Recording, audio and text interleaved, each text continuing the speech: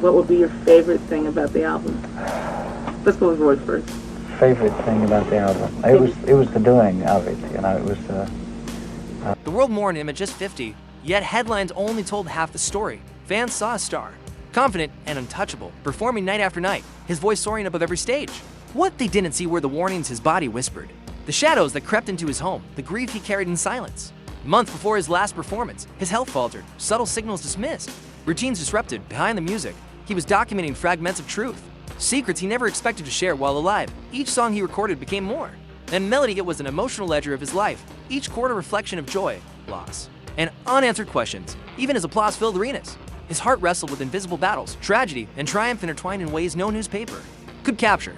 By the time the world pieced together his final days, his voice had already immortalized his story. Music was both his refuge and his confession.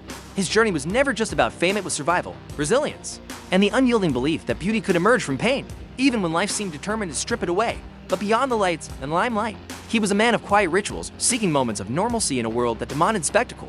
Morning walks became his escape, a chance to feel the sun on his face without cameras capturing every breath. Late nights were often spent with old photographs and journals, reliving memories both tender and tormenting. Those who were closest knew glimpses of vulnerability, small gestures, a lingering silence, a forced smile, but even they could not fully decipher the depth of his inner struggle. Friends describe a man whose laughter could fill a room, yet who returned home to shadows only he could navigate. The stage gave him control, an arena where he dictated the narrative, yet backstage, in private corners of his home, life reminded him of fragility. And in that tension between the roaring applause and quiet despair, he created art that felt timeless. Every note he sang carried the weight of a story untold, a life fully felt, and a heart that refused to be silenced.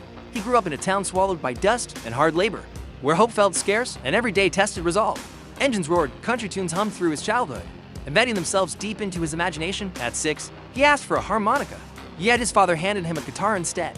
That instrument became his constant companion, a refuge from a world that often demanded too much. By 8, local radio had already noticed his raw, untrained voice, a voice that seemed older than his years. Small victories a contest won here. A coin earned there taught him that talent alone wasn't enough. Resilience mattered just as much. Life didn't wait for dreams to mature. Tragedy struck early, losses carved their mark on him. But even in grief, he found a way to turn pain into art. Every note played, every song written, was a testament to both his longing and his determination. It wasn't just ambition, it was survival through expression. The foundation of his genius was laid in those small, dust-covered rooms, where imagination ran wild, and the outside world felt simultaneously enormous and unreachable. Beyond the music, there was a curiosity that shaped his character. He would watch passing trains, imagining destinations he had never seen, and listen to travelers' stories as if they held the secrets of the universe. Nights were filled with whispered dreams and scribbled lyrics in tattered notebooks, each line a declaration that the world, no matter how harsh, could be bent into something beautiful. Neighbors recall a boy who carried his guitar everywhere, playing for pennies or simply for the joy of sound. Who could turn even the smallest moments in afternoon rain, the laughter of a friend, into melodies that felt larger than life? It was in this crucible of scarcity and imagination that he learned discipline and empathy, the twin forces that would later define his artistry. He discovered early that music could be a mirror, reflecting both the agony and the hope of life, a language capable of speaking what words alone cannot. In those formative years, amidst dust, sweat, and quiet triumphs, the dream took root to see that, though fragile, promise of future as luminous as the stage lights he had yet to see. Radio contests, local talent shows, small gatherings, they were his first arenas. Money earned went not to indulgence, but to family and to the next string of chords. By 13, he formed his first band, a ragtag group of friends equally hungry for music, and began performing in honky-tonks and small halls. Each audience was a test, a mirror reflecting both his potential and his flaws. One night, after a performance that left the room still and hushed, he realized the power a voice could hold. It could command attention, convey heartbreak, and spark emotions that words alone could not. These early stages weren't glamorous, they were raw, unpredictable, sometimes humiliating, but they forged the resilience that would carry him through decades. Fame was not the goal, survival, recognition, and the chance to express himself authentically were, even then, beneath every chord and lyric. There was a quiet understanding. Music could transform pain into something others could feel, and perhaps, in feeling it, understand him a little better. The road to those small stages was rarely smooth. Broken instruments, rainy nights without a crowd, or skeptical bar owners were all part of the curriculum that shaped him. Yet every setback became a lesson. A forgotten chord taught improvisation. A flat note taught humility. A heckling audience taught grace under pressure. His notebooks overflowed with observations, lines about people, glimpses of life, tiny fragments of melody that would one day become full songs. There was a magic in these small victories. The first time a stranger clapped, the first time someone asked for an encore, the first murmured praise that lingered long after he'd left the stage. He began to understand that performing was a dialogue, an unspoken contract between artist and audience, each note a word, each pause a breath. And In these early exchanges, he discovered another truth. The stage was not merely a platform. It was a proving ground for the heart. Here, amid sweat, nerves, and fleeting applause, a boy with a worn guitar learned the first lessons of immortality, the knowledge that, in sharing his soul, he could make strangers feel, remember, and believe. Teenage years brought recordings, modest hits, and the first taste of industry attention. One song climbed local charts, his voice reaching listeners who had never met him but felt an immediate connection. Money remained fleeting, yet each coin earned reinforced a singular truth. His art mattered. The music industry, with all its hidden agendas, began to test him early. Promises of stardom intertwined with betrayal, contracts that stole earnings, and managers who placed profit over artistry. Yet, he persisted. Each setback became a lesson, each small victory a building block toward his defining moment. The early 1960s saw him step into professional studios, armed with raw talent and unshakable determination. Even as others dictated what a sound should be, he held onto an internal compass, trusting that the purity of his voice and emotional resonance would eventually break through. By the time his first major hit crossed national charts, the world was awakening to a voice that carried sorrow, hope, and uncanny timelessness. A voice that could make hearts ache in unison. Beyond the charts, his journey during this period was a study in resilience, long hours in dimly lit studios, repeated takes, and the constant pressure to meet the expectations of producers tested both his stamina and his spirit. Yet, each note he sang was infused with authenticity and quality that no formula or commercial trick could replicate. Friends and fellow musicians recall a young artist who would linger long after sessions ended, experimenting with phrasing, perfecting subtle inflections, and exploring the emotional depths of every lyric. The first triumph was more than public recognition. It was a quiet validation of his inner voice, a confirmation that the struggles of his youth, the long walks home from school, the dusty stages, the nights spent alone with his guitar were not in vain.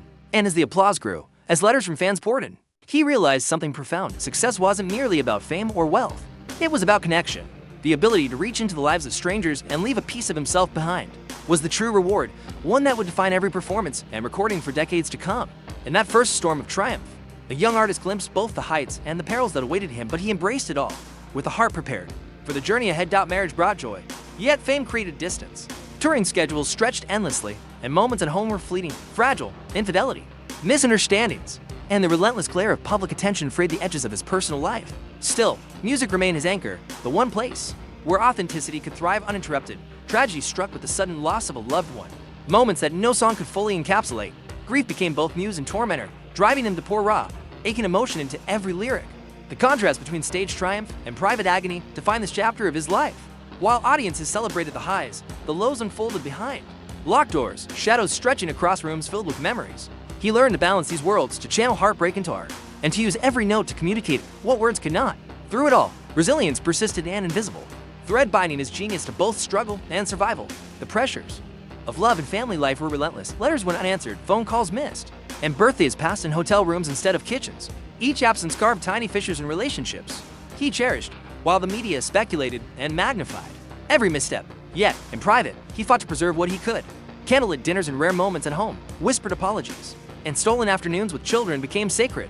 Fleeting fragments of normalcy, music transformed these fractures into something tangible. Every heartbreak, every quiet moment of longing, found its way into melody and verse. Fans might never know the depth of the suffering, but every note carried it. Every performance became a dialogue between joy and pain, hope and despair. Even amidst profound loss, he discovered the paradoxical gift of vulnerability. By laying bare his emotions in song, he offered solace to others while navigating his own grief. Love, he realized, could hurt as much as it could uplift. But the experience enriched his artistry in ways the world would never fully comprehend.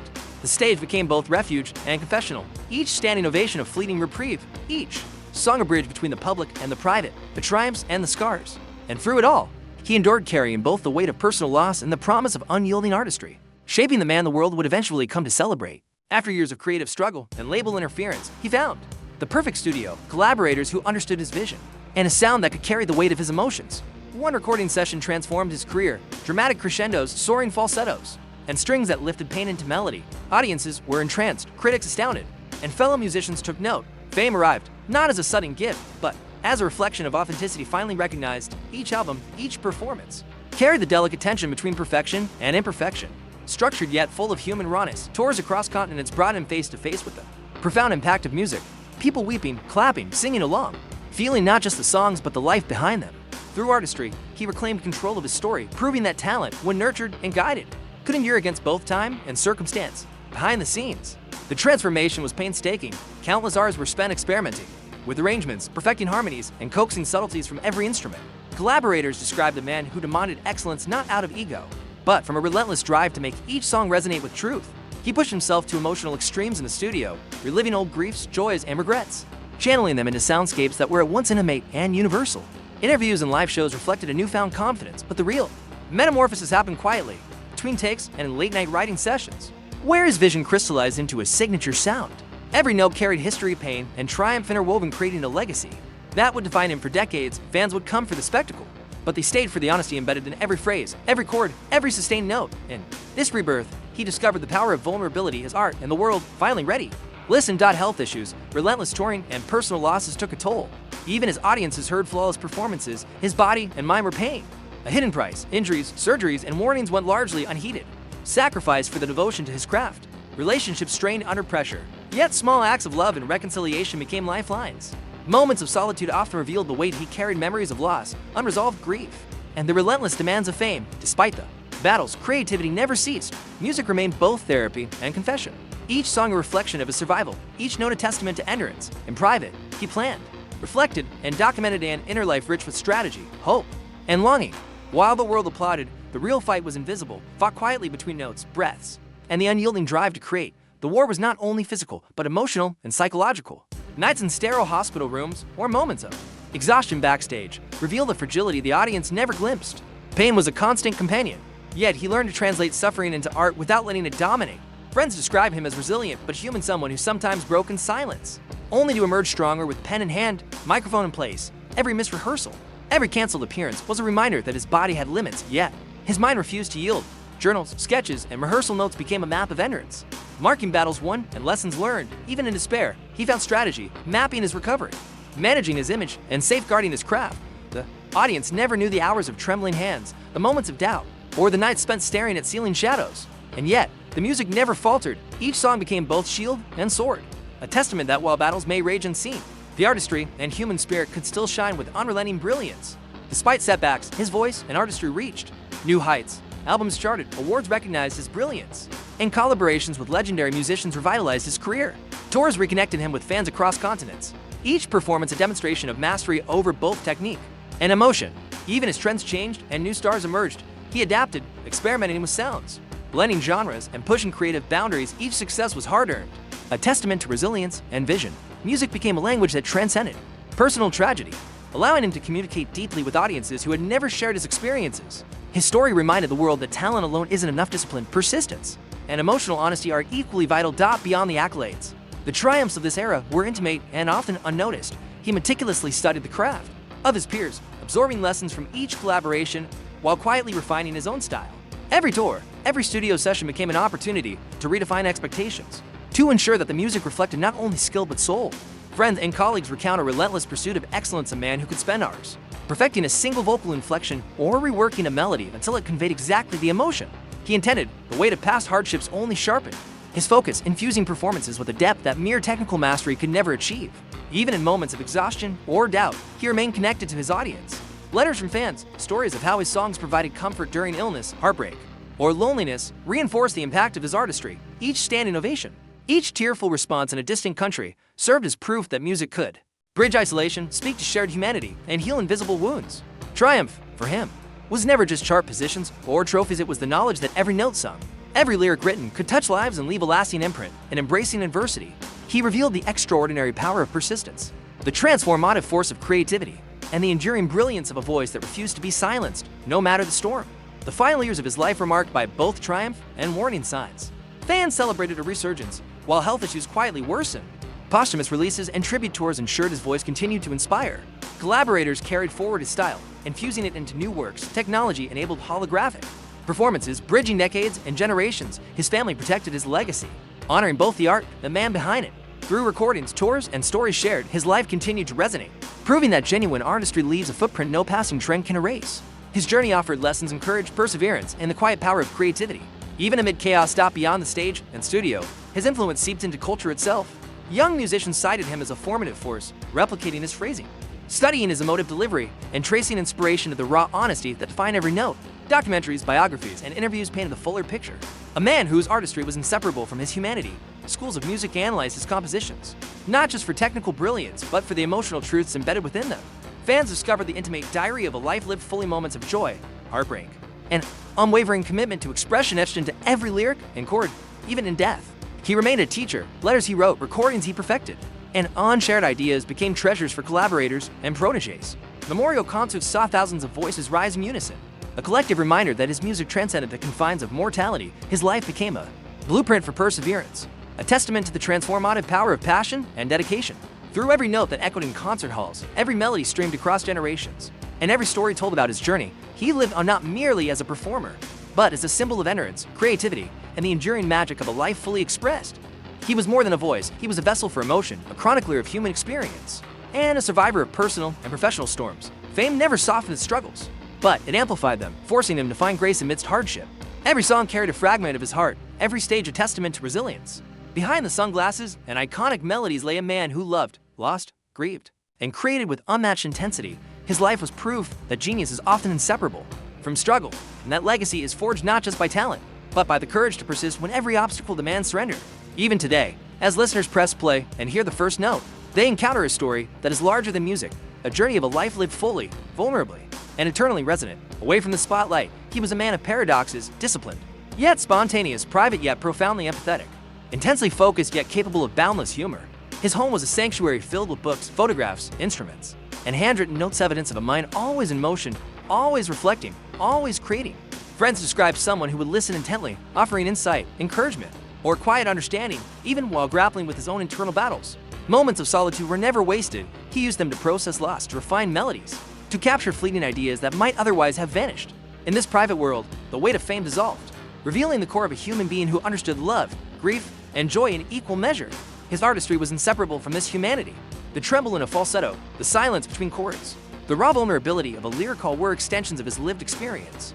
No audience could ever fully grasp the private sacrifices, the restless nights, the decisions made under pressure, and the quiet moments of doubt he endured.